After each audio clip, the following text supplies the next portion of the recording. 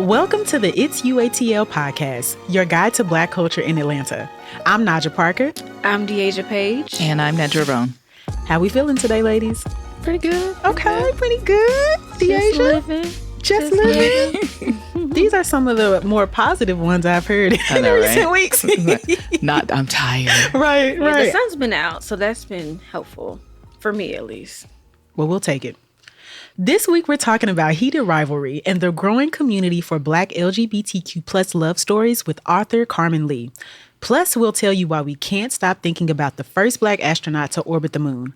But first, it's time for the rundown of Black culture news in ATL and beyond making headlines. Deasia, you got an Offset update for us. What's going on? What's happening? Yes, the story that's never ending, obviously. So now the FBI is involved in this whole Offset shooting case. It's no longer a local case. Well, what makes this case a little bit more tricky is because where the shooting occurred was Seminole Hard Rock Hotel and Casino in Hollywood, Florida, which is on Native American territory. And so the Seminole Police Department is, Native American police. So I'm maybe not assuming this, but shootings that happen on, Native American territory is subject to FBI investigation. I didn't know that. And I'm also assuming that, this police department doesn't have the ample resources to do a high profile case like this. Right. They probably never experienced this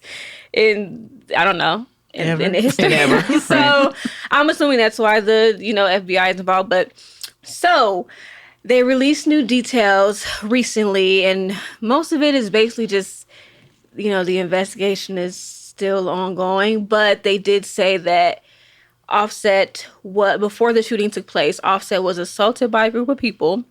One of them shot him. And then after they shot him, they fled the scene. But before they fled the scene, they also tried to steal his watch after they shot him. They didn't steal it, but they tried to take his watch off his wrist. And then they fled the scene. And so the police are looking for that large group that's been involved. And they fled in two Chevy Tahoes. So that was a lot of people. Yeah, they didn't specify how many people, but they said large group of people. So 2 Chevy Tahoes full of people tried to steal a watch. I think it was more than just I feel like the watch was just something extra. But well, as I mentioned before, one of the people arrested in connection with this case is the rapper Lil TJ, but he wasn't charged with anything shooting related. It was just disorderly conduct, which the police have said that this shooting emerged from a fight. And then there was one other person detained at the scene, but they let that person go, and that person was not charged. So basically, how it sounds to me is there's an altercation, there's a fight, some shots are fired. We don't know who fired the shots. And we still don't know where Offset was shot in his body. Now, since we last recorded, he is out of the hospital. And he actually performed at the University of Arkansas maybe like a day later. But they never said where he was shot. I did ask them, and they said we're not sharing those details at this time. I thought I saw something from the AP that said he was shot in the leg. Is that not confirmed? I don't think that's true because I asked the FBI the same question. I said, hey, the AP is saying that he was shot in the leg. Like, how did they get that information? Because that was not in the FBI's initial statement. And they just said, we can't comment on that beyond what's been in this statement. So I have no idea where the AP got that. Interesting information. And I feel like if he were shot in the leg, they would have said that. Okay. I feel like it's something more embarrassing than... Oh.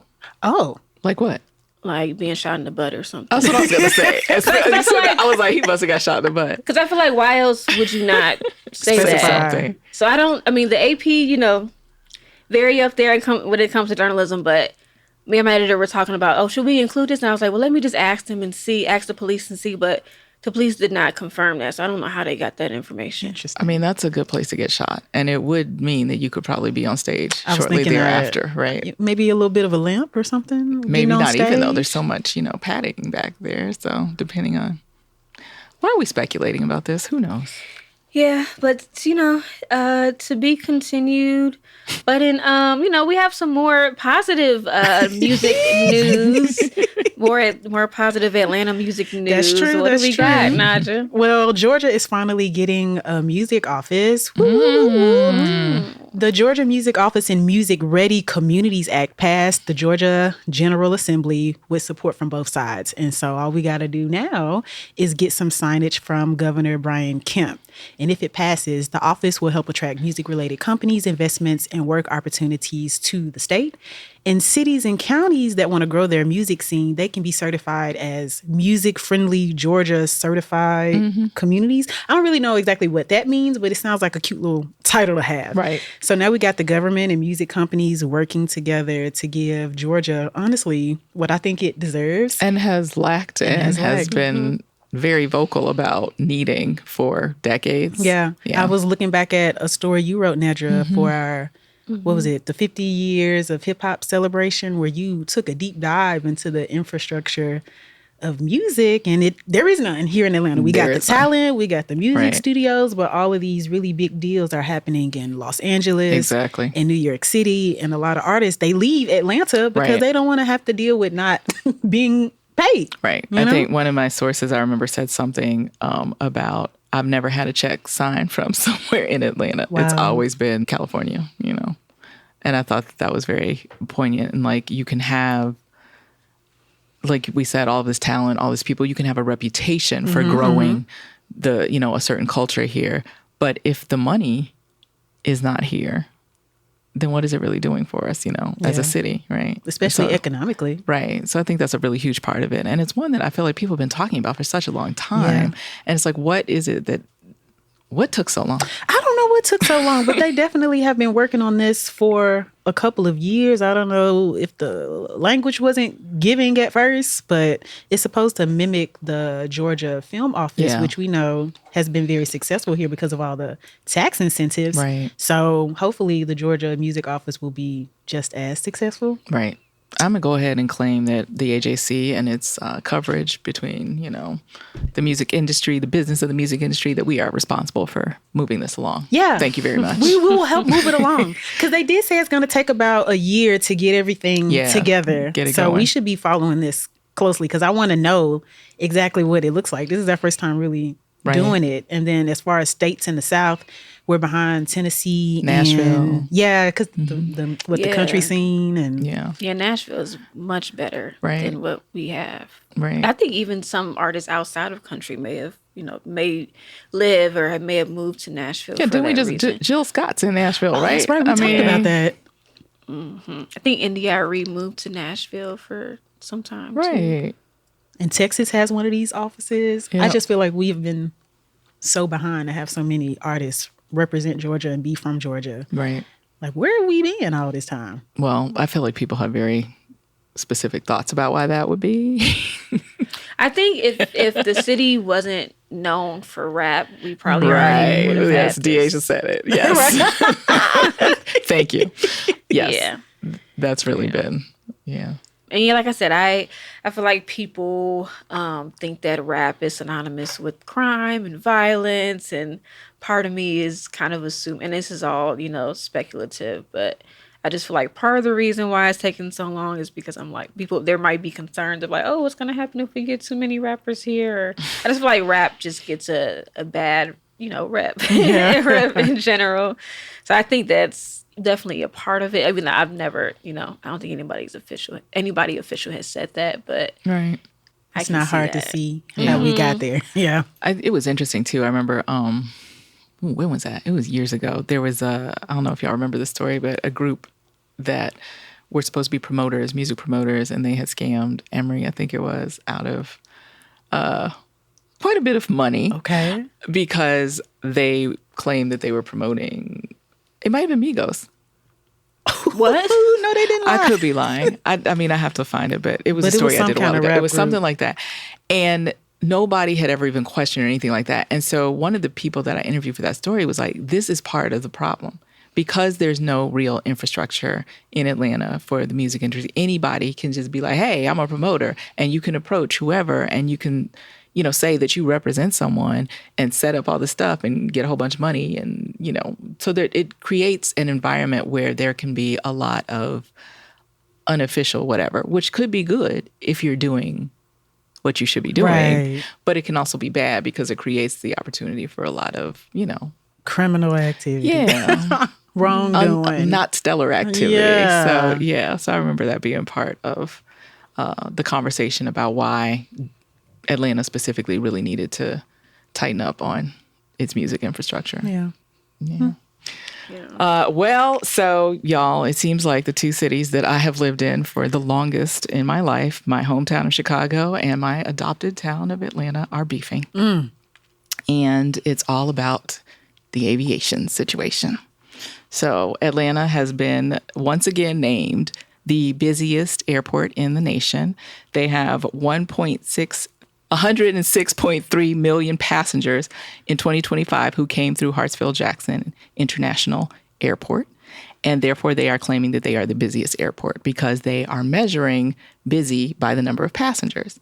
Now, Chicago is a little upset because they feel like you should measure busy by the number of flights. This was also a debate back in the 1980s when they were beefing over this.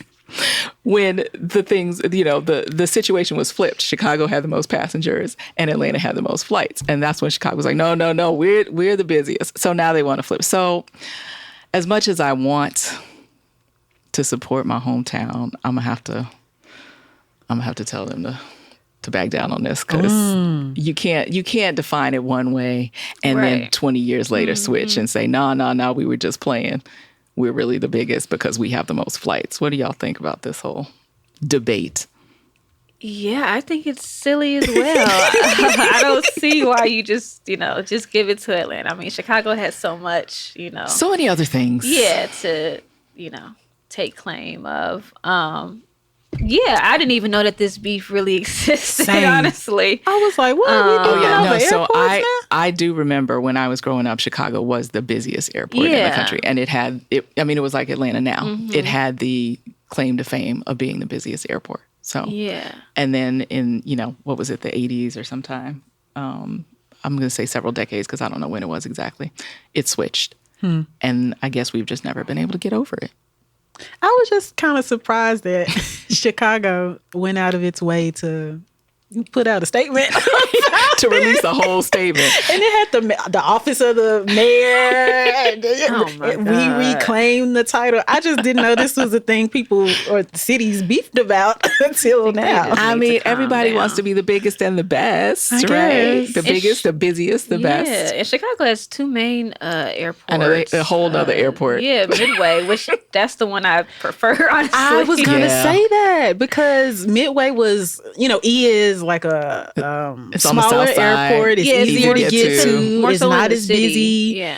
And I always, if I had the choice, because I often was coming just to Atlanta, but if I had the choice to fly out of Midway, I took that more than flying out of O'Hare. Right. So really, I mean, Midway gets disrespected, to be honest, because Nobody they really are in the city. They're in the city. They're the one that's in the city. Isn't. O'Hare's in the suburbs. And it's the one, I think, if you are going to certain parts of the city, that's the airport you want to fly into because it's just faster. You know? It's a faster trip. And to be clear, the beef is between O'Hare Airport in Chicago and Hartsfield-Jackson International in Atlanta.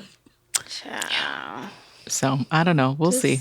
Let's focus on the wings, the downtown, all the other stuff that Chicago focus on. I mean, Chicago has better downtown. Like so many things that Chicago is beating Atlanta. For real, right? Right. You don't have to make up something. Yeah. Yeah, I had a friend. I hope I'm remembering the city right, but I had a friend from Memphis. Her birthday's coming up. She had come to the Atlanta airport and was so overwhelmed that she cried. She was like, it is just too much going on with the train and the terminals. And I could see in Memphis's airport, is quite tiny. They have since done some renovations because the last time I flew in, I was like, this looks real good in here. Right. But she was used to a smaller airport experience and coming to Atlanta just made her too anxious. The real definitive thing here and why I can't even, why I can't support Chicago in this argument. My parents, when they came to visit me here in Atlanta in the early 2000s, which, at that point, Atlanta was declared the busiest airport. They have lived in Chicago for, 50 years? More than that, maybe. They got here, and I could not find them. They got lost in Hartsfield-Jackson Airport, and when I finally found them, my mom was sweating. Her hair had fallen, and she was like, we walked from one side of the airport to the other. I was like, why did y'all walk around the whole airport? So they had come in on Delta and had walked to the North Terminal and then walked back again. And I was like, what are y'all doing? They were a mess. And that's when I knew. I was like, well, if they can't find their way around Atlanta Airport, then it must be bigger and busier than Chicago. Oh, they got their steps in that day. Oh, her curls done they fell. She was sweating. Her hair had fallen. I was like, come on, Mom. Right. And because the train was a thing. Yeah. And they just didn't know how to take it? Or Nope, they didn't know. They just, yeah, it was serious. So Chicago and their, 84.8 million passengers will just have to take a lower rank right now. Yeah. Sit down. And I should clarify, it's world's busiest, not nation. Okay. So, yeah. So there's Dubai in there too. That's coming in second. Oh, so O'Hare ain't even second. No. Okay. Chicago. No, it's Dubai, Tokyo, Dallas, Texas? Oh, I missed that. Yeah, Dallas is coming in busier. Shanghai and then Chicago. Oh, wow. Chicago, yeah, girl. Chicago, just sit down and just, eat some Harold's and some Italian Fiesta. Mind your business. Ooh, can't wait to get some of that. Too. Ooh, they got a Portillo's here. I'm like, I don't know if I should try it. I don't know. Just like they got a Harold's here. Like, right. Just like they got J&J Fish on every corner in Atlanta now. Right. I definitely first had JJ's in Chicago. I was confused. There's an and, girl. There's an and. And, my bad. Thank you. Get me together. I'm just saying. Yeah. All right, y'all. Now it's time to get into our main segment. So our guest for today is author Karmen Lee, who has written over a dozen queer romance novels. She's based here in Atlanta and specializes in Black Sapphic literature. And for those who don't know, Sapphic refers to woman-loving women regardless of sexual orientation. Given the rapid success of the popular series Heated Rivalry, which is based on a book, we'll be talking to Karmen today about uplifting queer love stories and what she wants to see next in the genre. Karmen, thanks so much for joining us today. Yeah, thanks for having me. Cool. Well, I guess let's start from the very beginning. How did you start, tell me about your foray into writing queer romance novels. Yeah, so I actually started as a ghostwriter for just, quote unquote, regular romance. I was doing a lot of motorcycle romance, dark romance. I know, sounds very strange compared to motorcycle romance. What is that? Have I ever been on a motorcycle? No, no, thank you. But yeah, I started as a ghostwriter. Actually, I was a mom, a stay-at-home mom, and I needed something that I could do with my skill set because I was a former English teacher that I could stay home and do. And so I just kind of lucked into that. And then I was really you know what? Some of those books hit the bestseller list. And I was like, I'm going to do this for myself. And I'm going to do with the characters that I want to actually see. And so I put out, I think, my first novella in December 2014. And I just kind of kept going from there. I kind of fell off for a few years. And then COVID happened. And I was like, you know what? Let's pick this back up and let me write the books that I want.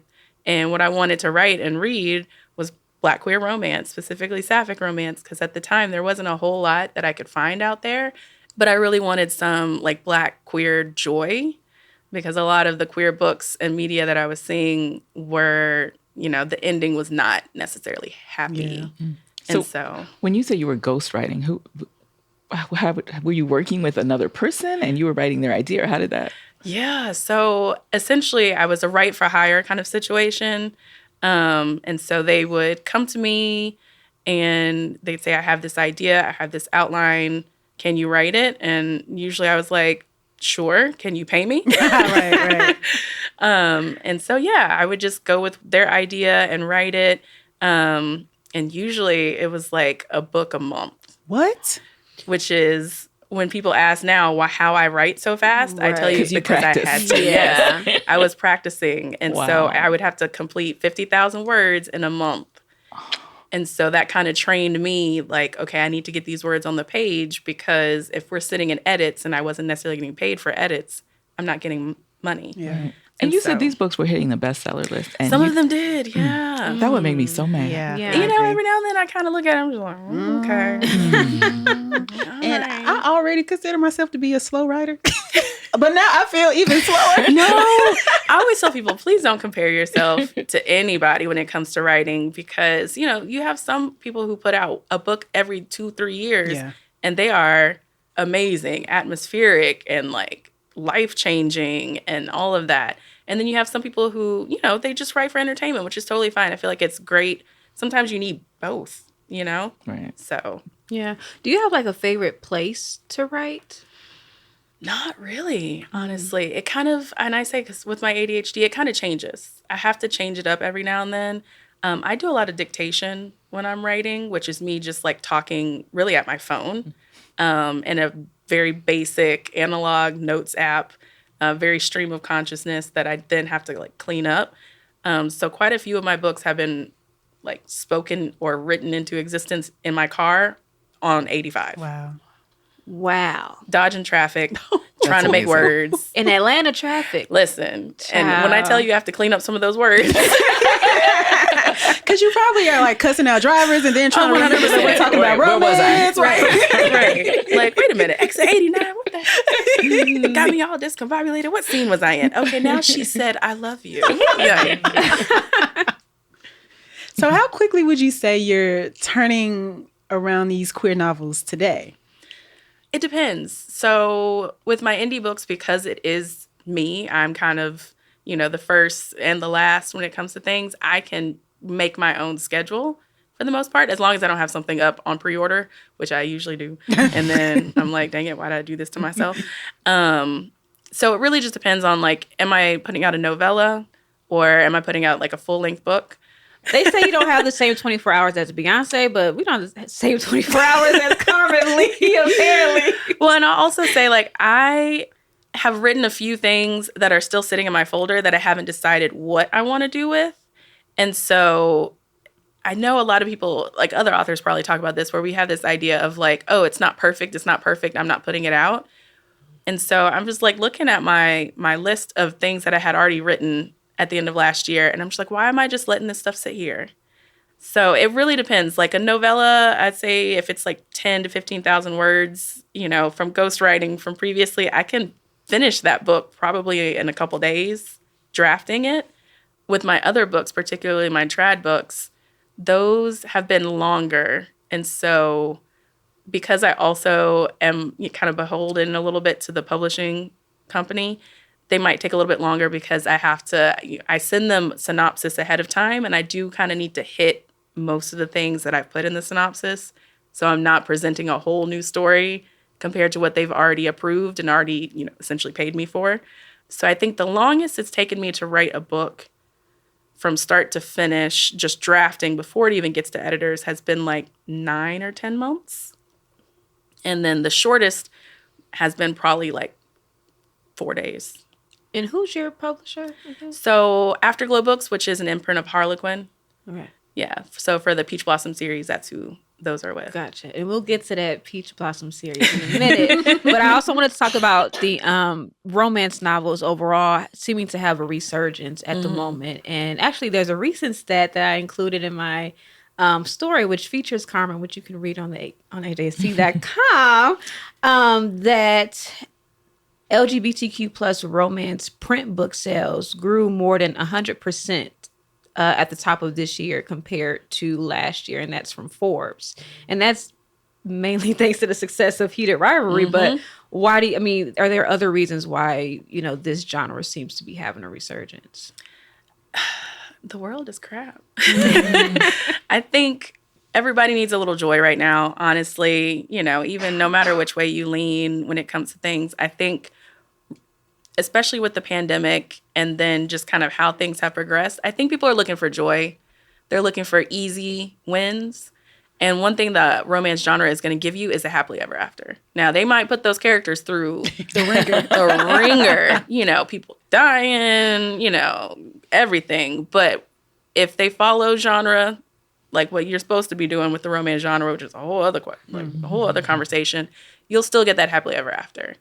And so I think a lot of people are really looking for that.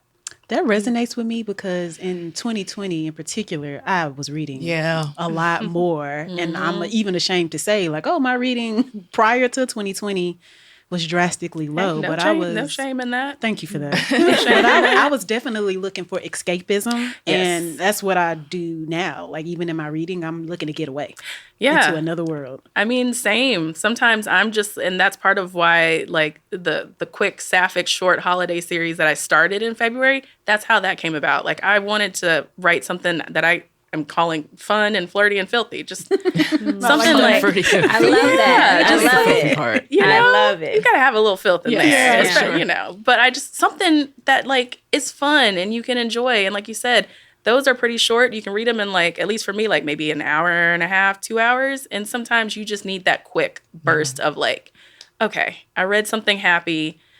I can go and look at my emails now. I love the idea of joy and you talking about that because it was a year ago, I think almost a year ago, 6 months ago, I went to the Black Romance Book Fest, the inaugural, but you were there, weren't you? Yes.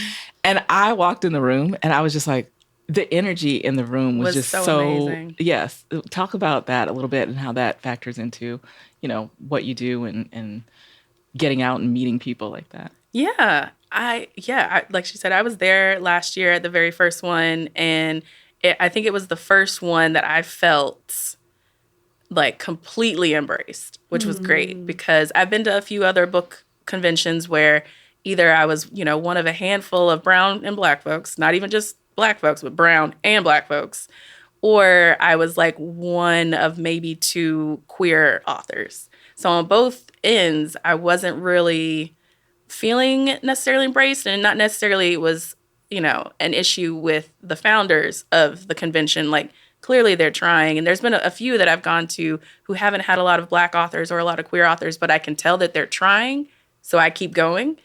But like, that really was the first one where it was just like, you aren't sequestered in a corner. Like, everybody was there, and I even sold out of one of my queer books, and I was like, oh, this is new. Yeah. Like, wait a minute. Okay, y'all want this. Okay. Right. And yeah, even like people come into, I did a panel with a few other authors. We were talking about queer romance, and like there were people, like a lot of people in the panel, like there, and some coming up to me and being like, I'm so glad that you came to the festival. Like, I was worried I wouldn't find any queer black books, queer black romance especially. And I was just like, oh man, let me go ahead and sign up again. Yeah. And I will be there this year too. So I'm super excited about it, which has been super nice. Now, how would you say your novels have evolved over the years? Oh man, that's a great question. I will say, like, once I write a book and publish it, I try to forget it. Really? Like most artists, I feel like in the creative space, I feel like a lot of musicians don't re-listen to their albums after they've been out. Like, I don't like to reread my writing. I was going to say, I rarely reread my stories. The only time I do is if I have a series and I need to, let me make sure where you left off. Yeah, where did I leave off? Like, at one point, I think I started writing book 2 in a book and then realized halfway through that I have completely changed this man's name. Like, they're calling him, right? They're calling him Jeremiah and his name is something else. And I'm like, who is Jeremiah?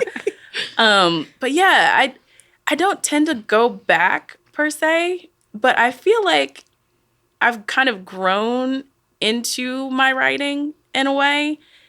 I'm more open to taking chances, especially. I recently, in January, put out Mine, Yours, Ours, which is like my first kind of foray into writing my own dark romance. It's like a dark sapphic mafia book. And I had been wanting to go darker, but, people do know me for the Peach Blossom series. They know me for like small town, rom-com-y, which is great, and I will absolutely continue it because I love writing that. But I also was in a mood to write something darker and to kill people on page. So that one was fun, especially because I think I've also kind of evolved in tackling some other harder topics in my books, like in Peaches and Honey. That one came out in November, and it talks a lot about grief and a lot about realizing that sometimes that stuff that happened in the past, you can't necessarily, quote unquote, atone for. You just have to keep moving forward.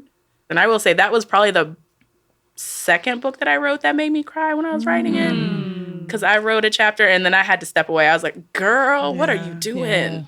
Let me call my therapist. I can relate to that too, because I do video for the news organization, and I typically do a lot of joyful, uplifting videos about Black culture. But every once in a while, I'll take a left turn to talk about grief or something dark or heavy, or like the convict leasing system. And I'm like, whoa, you really do have to take a beat. But I love that you're challenging yourself to do those harder topics. Yeah, I feel like it's important to like just kind of bring that forward in a space that's still romance. So you still know you're going to have a happily ever after in a way that I think we don't get in real life. And so I feel like in books and movies, especially when you know you're going to have that HEA some way or another, it's a little bit more comfortable to like tackle some of those things. Okay, y'all, it's time to take a break, but we'll be right back. Karmen, I need you to expound on something that I saw on your social media. Oh, no. I saw you mentioning the book coming out in October. Oh, okay. Fall Fix Up. Mm-hmm. And the first reply to that was, "Oh, man, girl, are you okay?" I was cackling. What's going on? I was cackling at that. And it's hilarious because she's a good friend of mine. And she texted me afterwards. And she's like, "I'm so sorry." I was like, "Girl, that was hilarious. I don't care." Yeah, I had so many of those like, "Are you okay? Blink twice if you need help." Like, who's making you do Who's this? making you do this? Right. And I was like, y'all, it's fine. Have y'all not read my whole catalog? I do have men in there sometimes. Not usually, but like sometimes. Yeah. So for me, Peach Blossom is not just like 3 books. I really want to keep going with the town itself. And part of that is I went to a book event a couple of years ago, and it was in Tallahassee. And so like my mom and my son and I were driving through the wilds of, southern Georgia. And we went through this town and we're like, this is a cute little quaint town. And we looked it up and it was like 90% Black. And we're like, hold up, we out here too? Like, we know obviously Black folks live everywhere. And for those who may be unfamiliar, give us like a quick synopsis of the Peach Blossom series and some of the books you've written so far. Yeah, so Peach Blossom is set in a fictional town, Peach Blossom, Georgia, that I completely made up. So it's not based on any real town outside of just randomly driving through and seeing a primarily Black small town. The first book is a 7-10 split. It's a bowling romance, which, I was a bowler in high school and college. And so when I told a couple friends of mine about that, they're like, well, now you have to write a bowling romance, right? So I was lovingly bullied into writing a bowling romance. And book 2 is The Relationship Mechanic. It's the next sister, or I guess the youngest sister, really. And then book 3 that just came out in August of last year. Yeah, because it's 2026. Goodness. Is the Secret Crush Book Club. And that's a single parent. I'd say that book is probably as close to me as possible, being like a single parent, trying to figure out your life. It deals with, I was doing a whole lot in my 20s and now I'm about to hit 30 and like, who am I? And so all 3 of those are the Williams sisters. Originally, we wanted to call it the Williams sisters, but we're like, we can't get I'm not trying to get yelled at, honestly, because I would just be like, yeah, yell at me, queen. Right. But those are the first 3 books. They're all sapphic. My publisher loved that. I know I had a couple of people ask me, like, what did they think about you writing, like, 3 sisters and all of them are queer? And they're like, they were all about it. Yeah. And then I got a second book deal. And so we're continuing Peach Blossom with the Fall Fix Up. With the man. With the man. She said, let's not forget. Right.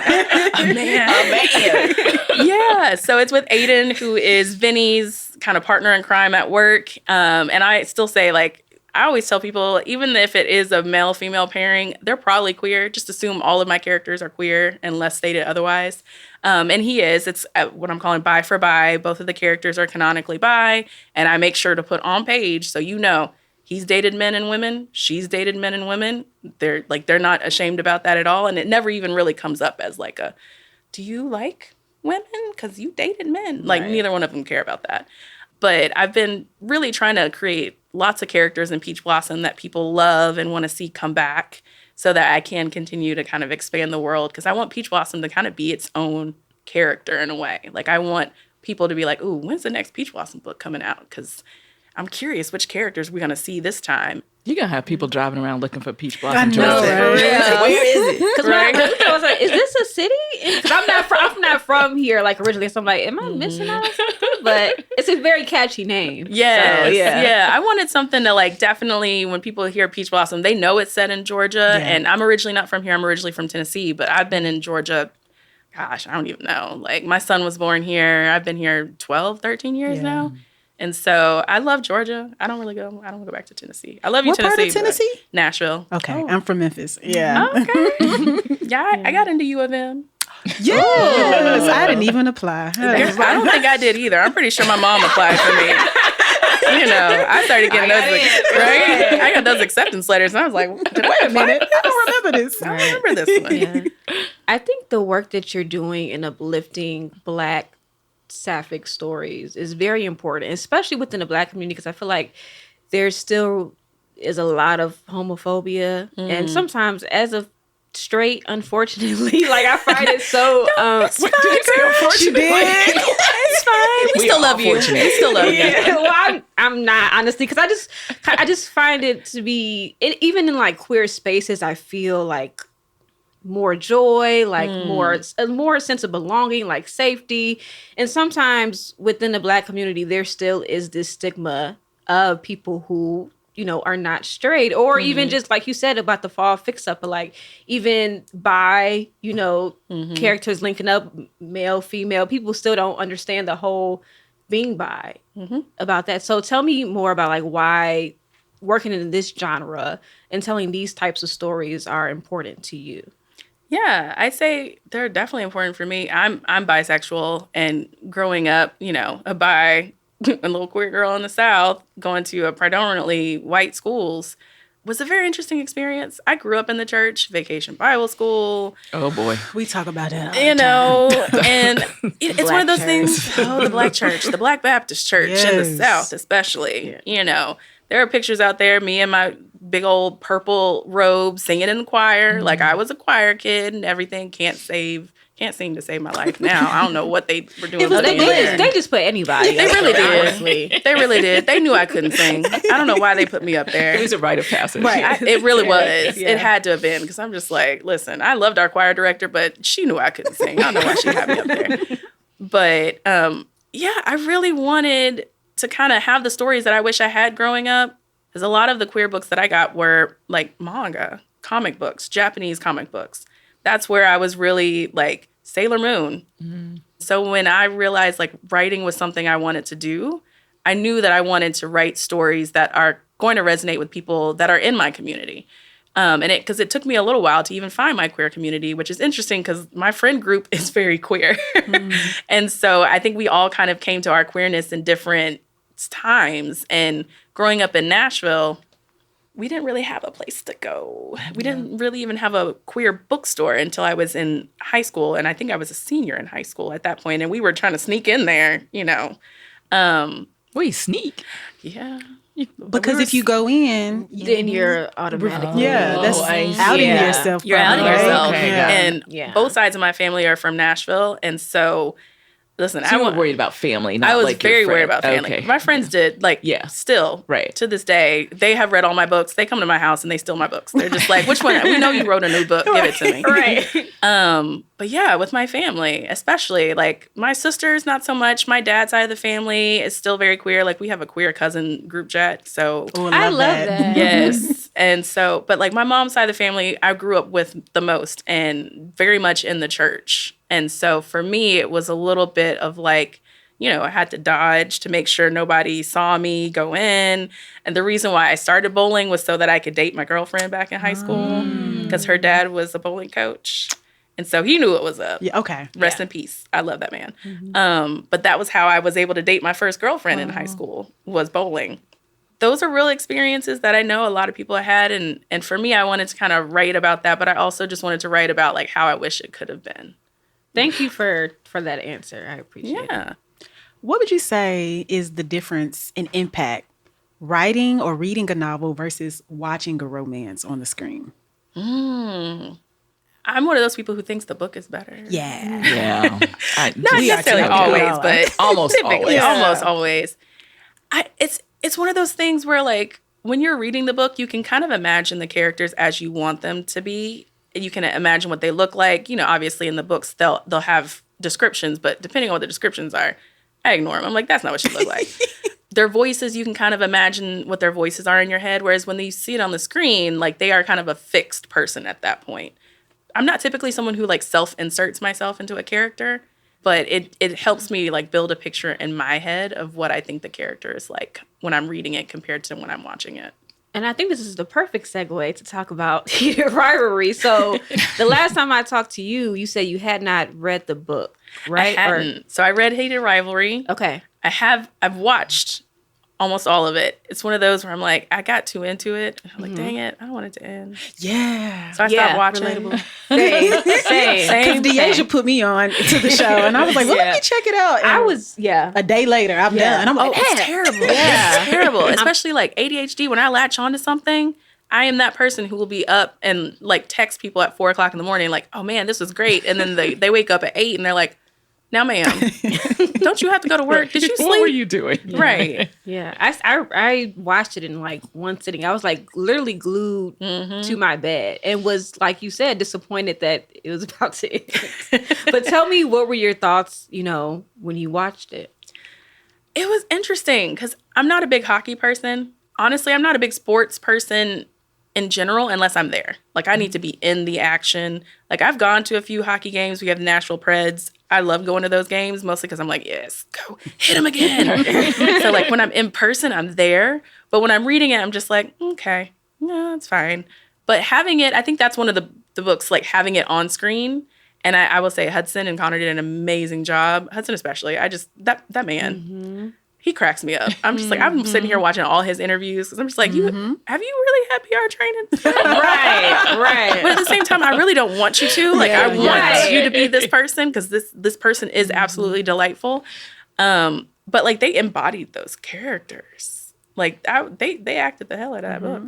And it was also just, as a queer person, nice, even though obviously neither one of them are Black or Sapphic. It was nice to see a queer couple on the screen who, yes, we're going through some things, but, like, we're coming on the other side, like, happy. Like, that was big. Yeah, that's going back to my piece for the agency.com. Yes, plug it, please. That's what many people were saying that they really enjoyed about the show, because instead of it ending in, like, some traumatic moment, it gave you a sense of hope at the end. Like, I don't want to. Did you watch it?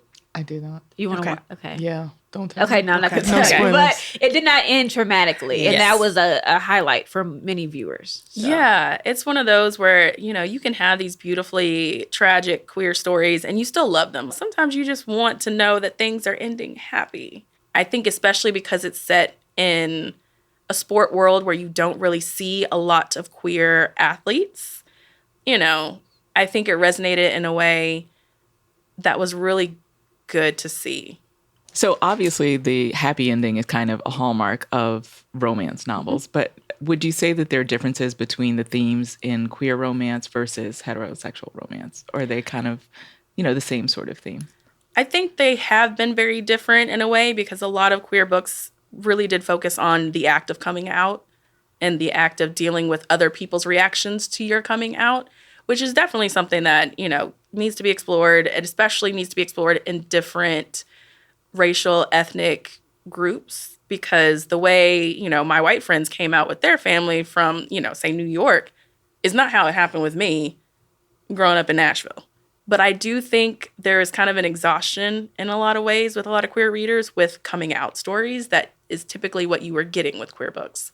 And I think these days you're seeing a lot of queer books where it's not coming out stories. And so you're getting a lot of the other things that people would explore in, say, straight romance novels with, and I say with the fall fix-up, he's part of the whole challenge for Aiden, my character, is not about coming out. It's about his dad ruining his credit when he was a kid and him dealing with the ramifications of that.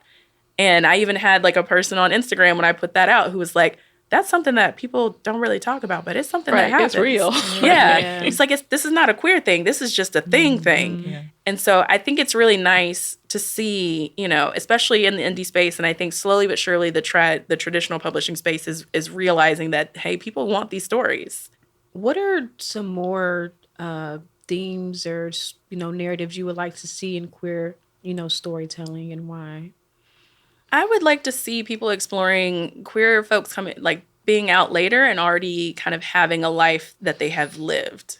Bringing kids in is a big thing. Because I know, even with my friends who are queer, nobody really talks about that. But, queer folks want the same things, Some of us want children, some of us don't. Some straight people don't want children. I have quite a few straight friends who are in heterosexual marriages who have been married for, a decade plus at this point, which is crazy for me to think about. I'm like, how old am I? Who don't want children, have never wanted children, and will never have children, and have made moves to make sure that they don't have children. Whereas I have queer friends who, they have 2, 3, 4 children that I'm like, how y'all do that? Because I got one, and I'm like, tired. In this economy, y'all want to have another one? That's a commitment. Right. So I definitely would love to see more queer books where there are children, there's already family dynamics involved that then you have to kind of navigate, and not navigate as a queer person, navigate as a person who already has these input family dynamics, and I want to see Black Sapphic more. I want to see more Black Sapphic traditionally pub books, 100%. Because the indie space, we already got that. There are so many Black Sapphic authors who are publishing amazing indie books that maybe because they don't have the money and the push, people aren't necessarily seeing, but they're doing amazing things. And so I really want to see that traditionally published. I want those publishers to pick that up. That's good. Yeah. Well, we have one more question for you, and this is something that we ask all our guests on the show. How are you so ATL? Oh, man. Every road leads to Peachtree. I live on a Peachtree. She created a city in Georgia. Right. Listen, you're right. I created a city in Georgia, and surprisingly, it doesn't have a peach tree now that I think about it. I'm going to have to remedy that in the next book. Let me go ahead and put that in there. Just tell my editor I'm going to have to slip this in. I'm so sorry. Yeah. Well, Karmen, thank you so much for joining us. We really appreciate the time and conversation. Yeah, thank you for inviting me. This has been an awesome experience. So thank y'all. All right, before we let y'all go, it's time for Rent Free, where we talk about a story taking up real estate in our minds. And honestly, this story has not been taking up real estate in my mind, but we're talking about it. Victor Glover recently became the first Black man to travel around the moon as part of NASA's Artemis II mission. Thoughts? I don't know. He was one of 4 people to travel. Yeah. So look, I'm not gonna lie to you. I was a little confused initially because I was like, I know he's not the first Black man in space. Yeah. Right? Mm-hmm. But then I had to go back and look to figure out who the first Black man was, because it was really somebody I had never heard of, honestly. Okay. Guy Bluford. Never heard of him. Exactly. Nope. He was in 1983 the first African American in space. August 30th, 1983. He was in a low Earth orbit around the Space Shuttle Challenger. But we all heard about Ron, what's his name? Oh, Ronald McNair. Yeah. The late yes. Ronald McNair. Is he from here? No. Maybe no, not. There's a school named after him. Okay, gotcha. That's what we're thinking of. But so for the longest time, I thought he was the first Black man in space, and he was not. It was Guy Bluford. Anyway, so when this came out, I was confused again because I was like, wait, how's that possible? But then I understood that there's the small nuance of the fact that he is the first Black man to orbit around the moon in space. So, and he was the pilot. He was the pilot, but I don't think he's the first Black pilot of a spacecraft either. Never mind. So, Okay. This is a different kind of first. Did they say that? No. Yeah, I'm pretty sure that there was another pilot. So anyway, it's a lot of firsts. We're not going to diminish his accomplishments. Yeah, though. Congratulations. Yes. Him and his 4 master's degrees. Yeah, he's got 3 degrees. He's got 3 master's degrees. Okay, I thought it was 4. And a bachelor's degree. Because you need that if you're going to pilot something around the moon. Yeah, I would hope you're well educated. And people are really enjoying it because, you know, he's a black man. He's got a black wife, beautiful black children, 4 kids. He's a Sigma, you know, just black in so many ways. Blackity black. Blackity black. Yeah. And he listens to Whitey on the Moon by Gil Scott-Heron on a regular basis. Yeah. Y'all know that one? I do know that one. Yeah. You want me to hit you with a few lines? Oh, come on now. I'm ready. Spoken word. You know we want a show. He says, a rat done bit my sister Nell with Whitey on the moon. Her face and arms began to swell, and Whitey's on the moon. I can't pay no doctor bills, but Whitey's on the moon. 10 years from now, I'll be paying still while Whitey's on the moon. Which is echoing Deaja's sentiments, it sounds like, about why this is even a thing and a big deal. You said it's not living rent free. I mean, that's not, I don't care. I mean, Yeah. it's That's honest, great. though. I mean, the world is on fire, literally. I just feel like there are, you know, other things the country could be focused on than sending people or trying to send people to the moon. Yeah. Maybe I'm a little too woke to, you know, for that, but that's just my initial thoughts about it. So, I mean, I think while it's nice to celebrate this accomplishment, we do have to think about what you're saying. You know, it's like we choosing to put our money into certain things while ignoring other things is a statement about what's important to us. So, And then, you know, the space exploration, sometimes I feel like it's about pride and ego and competing with other countries. You know, who did it first, who did it best. Now America's going to be, you know, known as being experts of space in the universe before another country did it. Because, you know, what do we get out of it besides feeling this black joy for a man who had this great accomplishment? I'm not going to the moon, you know, and have no desire. well, I mean, you could, I guess, if you wanted to. You know, there are a couple of things on my list Gail that went I to the would. moon. I'm not interested in going. There are a couple things that I never do. I'm with Gail. That face she made, I'm with her. I would not be working in no emergency room because I've been watching The Pit lately. And I would never be an astronaut because it's too much unknown out there. And I'm okay with that. I'm okay with that. It's a lot of unknown. Yeah. Some people, I think, have this desire to know what is happening in the universe. And some of us are content to know what's going on Earth and improving what's happening on Earth. I'm of the latter, you know, like, and a lot of out of fear too. Like, you know, when you go up there and you get lost, you just floating up there. See, did you watch Lost in Space when you were a kid? I didn't. I did watch Lost in Space. I did watch that. But that just feels incredibly scary. You just floating out there. Sounds like an awful death, or the explosions we've seen over the years. Nothing about it sounds appealing to me. Yeah. Like, I can reach out and touch y'all and touch some grass and not have to worry about gravity and all this other stuff. I'm with the stuff that's here in front of me. Yeah. If they do make a movie about this, who should play him? And I guess to Deaja, are we going to go see the movie? I mean, will a movie be made about? Because it's not They like a haven't super said that. significant.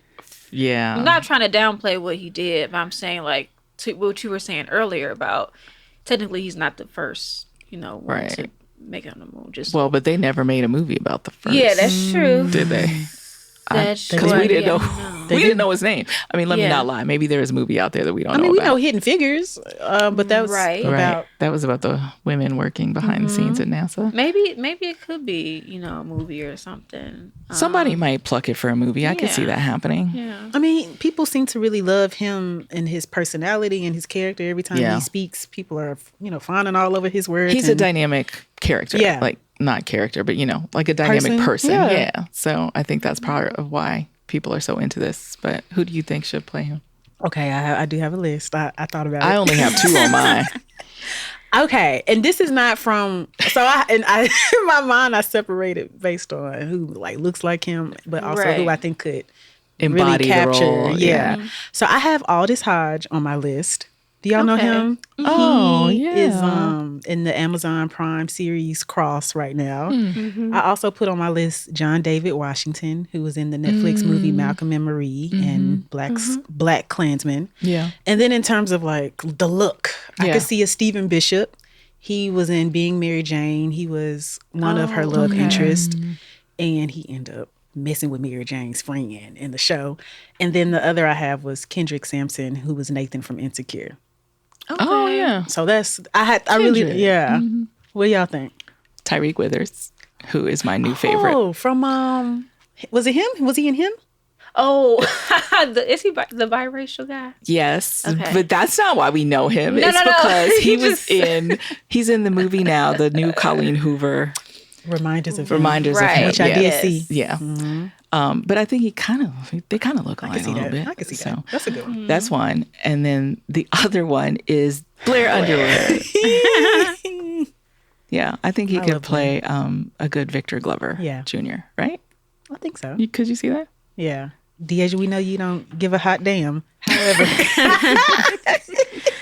Yeah, I mean, I'm looking at him. I mean, two people I'm looking at Mr. Glover. I mean, the first person that came to my mind, which probably won't happen because this person has done some... Let me confirm. Has done some unsavory things. Yeah, the first person that came to mind was Cuba Gooding Jr., but that's not going to happen because... Is he even still working? Probably not. Because he's had some assault allegations against him. Right. And now the second person, I'm like, well, maybe Donald Glover. I don't know. That really just came out of my ass, honestly, child. But then I was like, I'm not seeing Donald Glover at all. Yeah, I don't need. I think I just like, who else got the last name Glover? Anybody, any actor named Glover. I don't know why Cuba Gooding Jr. was the first person that came to mind when I looked at his face. I can see Kendrick Sampson too. He's gonna be in the Michael Jackson movie. Are y'all watching that? Yeah, I bought tickets. We should watch it and then report on it. I know we're off on the tangent now, but I'm a little nervous to be honest about the Michael movie. Yeah, me too. But I'm gonna go see it. Yeah. Yeah, part of me was like, should I go? But then I was like, well, I do cover music, so this will be You have to go. Yeah. But we'll report back. Yeah. All right, y'all. Well, it looks like we're going to the movie soon, maybe to see Michael or in the faraway future, a movie about Mr. Glover. Maybe. I don't know. Well, that's all we got time for today. Until next time. Bye. Bye. Bye, y'all. Thanks for listening to It's UATL. UATL is a source for Black culture and community in Atlanta, powered by the Atlanta Journal-Constitution and its supporters. The show is hosted by Nedra Roan, Deasia Page, and me, Naja Parker. If you liked the episode, be sure to follow us and leave us a rating and review. It really helps. It's UATL wouldn't be possible without our lead producer, Isabel Kirby McGowan, and producer Kara Schillen.